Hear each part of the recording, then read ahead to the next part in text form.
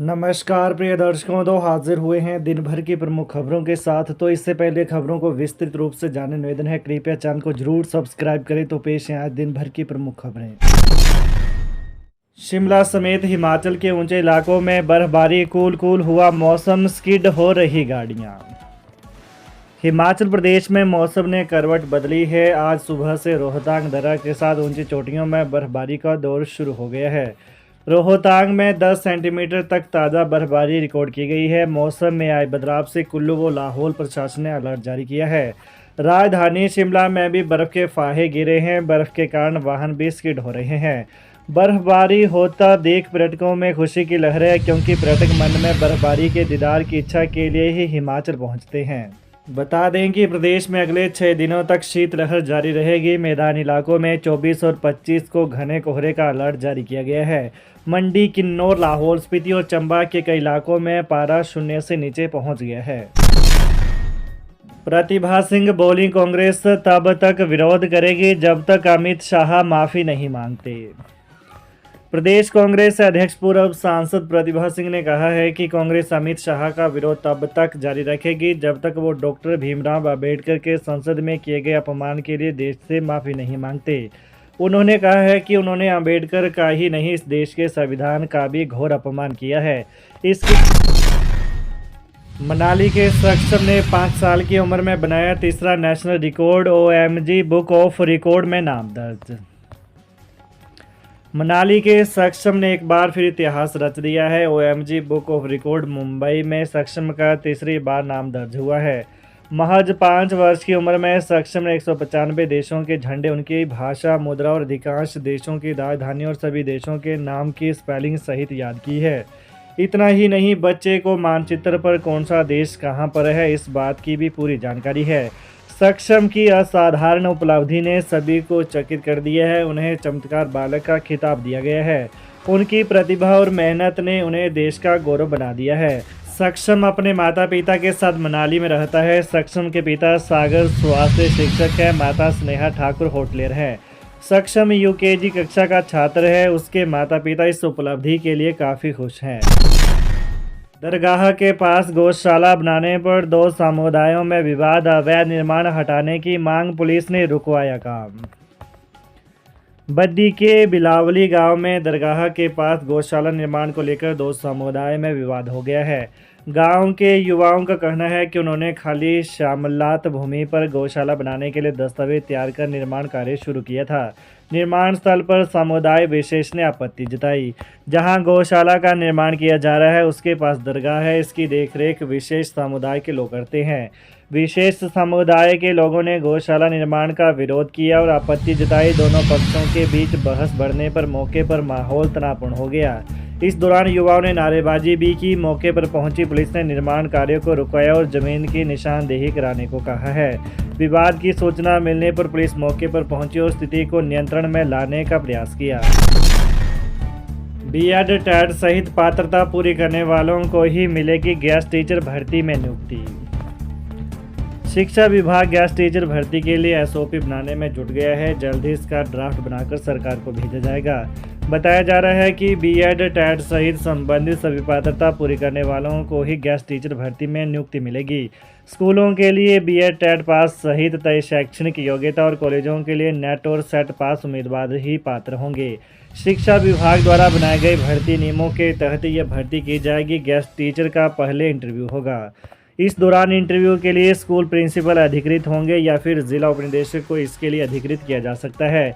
हालांकि विभाग इसे अगले शैक्षणिक सत्र से ही लागू करेगा। दूर दराज क्षेत्रों के खाली स्कूलों में इन शिक्षकों की भर्ती होगी, लेकिन इससे पहले कम संख्या वाले स्कूलों को मर्ज किया जाएगा और इन स्कूलों के शिक्षकों को ऐसे स्कूलों में भेजा जाएगा जहां शिक्षक नहीं है या कम है। इसके बाद यह भर्ती की जाएगी। मोहाली बिल्डिंग हादसा, मार्च में थी शादी, एक पल में टूटा सपना, मंगेतर के सामने मलबे में दफन हो गई दृष्टि। मोहाली में एक बिल्डिंग ढहने से हिमाचल की रहने वाली 29 वर्षीय दृष्टि की मलबे में दबने से मौत हो गई थी। दृष्टि अपने मंगेतर के साथ मोहाली आई हुई थी। दृष्टि ठियो के सिरियून पंचायत की रहने वाली थी। बता दें कि दृष्टि की मार्च में शादी होने जा रही थी और घर में तैयारियां चल रही थी। दृष्टि और उसका मंगेतर खरीदारी के लिए मोहाली गए हुए थे, लेकिन दुल्हन बनने से पहले ही दृष्टि की मौत हो गई। दृष्टि के मंगेतर ने बताया कि वो मोहाली खरीदारी के लिए आए थे। अचानक जोरदार धमाके की आवाज़ आई और बिल्डिंग गिर गई। उसको कुछ समझ में नहीं आया और वो बेहोश हो गया। जब होश आया तो उसने देखा कि मलबे में उसकी मंगेतर का हाथ एक पत्थर के नीचे दबा हुआ था। उसने तुरंत एनडीआरएफ को सूचित किया और मलबे से दृष्टि को बाहर निकाला, लेकिन तब तक वो दम तोड़ चुकी थी। गैस टीचर पॉलिसी के विरोध में एबीवीपी ने दिया धरना। प्रदेश सरकार द्वारा लाई गई गैस टीचर पॉलिसी के विरोध में छात्र संगठन सड़क पर उतरने लगे हैं। जिला मुख्यालय कुल्लू में एबीवीपी से जुड़े छात्र छात्राओं ने सरकार की इस नीति का जमकर विरोध किया। इसके अलावा सरदार पटेल विश्वविद्यालय के घटाए जा रहे दायरे का भी विरोध दर्ज किया। अखिल भारतीय विद्यार्थी परिषद कुल्लू के छात्रों के विभिन्न समस्याओं को लेकर उपायुक्त कार्यालय के बाहर धरना प्रदर्शन किया तथा सहायक उपायुक्त शशिपाल नेगी के माध्यम से सरकार को मांग पत्र भेजा। एबीवीपी नेताओं ने कहा कि प्रदेश में परीक्षाओं के दिन चल रहे हैं। ऐसे में सुखू सरकार द्वारा हाल ही में गैस टीचर पॉलिसी को अप्रूव किया गया तथा सरदार पटेल विश्वविद्यालय का दायरा घटाने में लगी हुई है। होम्योपैथी चिकित्सकों के लिए सीएम का बड़ा ऐलान। अब अध्ययन अवकाश के दौरान नहीं कटेगा वेतन। मुख्यमंत्री सुखविंदर सिंह सुक्खू ने कहा कि प्रदेश सरकार ने स्नातकोत्तर पाठ्यक्रम के लिए अध्ययन अवकाश अवधि के दौरान होम्योपैथी चिकित्सकों को 100% वेतन देने का फैसला लिया है। उन्हें अध्ययन अवकाश के दौरान ऑन ड्यूटी माना जाएगा। इससे पूर्व अध्ययन अवकाश अवधि के दौरान उन्हें वेतन का 40% वेतन दिया जाता था। प्रदेश सरकार राज्य में गुणवत्तापूर्ण चिकित्सा सेवा प्रदान करने के लिए प्रतिबद्धता से कार्य कर रही है। केंद्र ने लिखा पत्र। हिमाचल प्रदेश सरकार यूपीएस लागू करे तो मिलेगी 1600 करोड़ रुपए की मदद।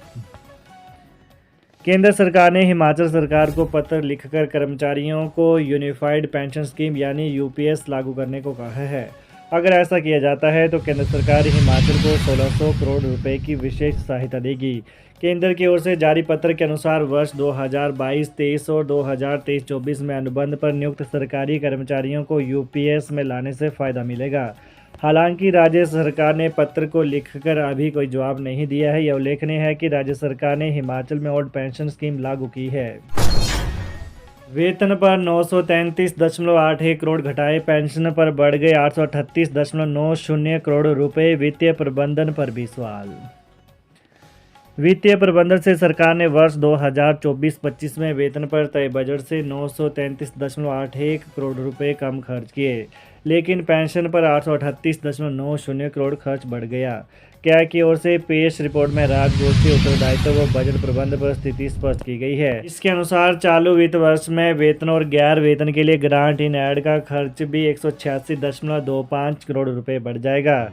कर्मचारियों की वेतन अदायगी पर कुल खर्च 14,533.82 करोड़ और पेंशन पर 9,961.10 करोड़ रुपए होगा।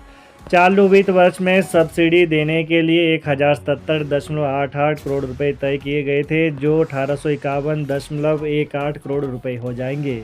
तो ये रही दिन भर की विशेष खबरें। हिमाचल की ताज़ा खबरों को जानने के लिए कृपया चैनल को अभी सब्सक्राइब करें। धन्यवाद।